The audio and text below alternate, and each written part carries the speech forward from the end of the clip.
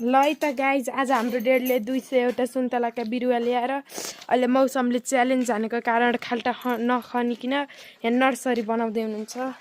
कस्तो रहेछ है त नर्सरी। सुरु हुँदैछ नर्सरी। यस्तो पानी पर्दा नि हाम्रो डेडी कडा मिहिनेत गर्दै हुनुहुन्छ। 24 वटा पुर्यान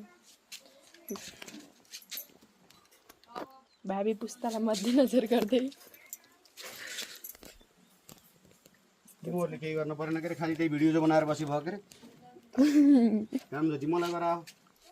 मैले पनि त अब हामी सिक्छौँ नि त हजुरसँग। बरु हेल्प गरेछ रिदु त ठुली भएको कामै छैन तेरो।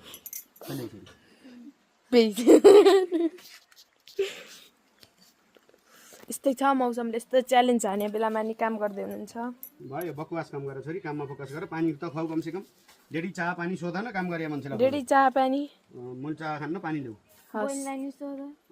ए बहिनी कोल्ड ड्रिङ्क खान्छौ। बहिनीले पनि हेल्प गरेको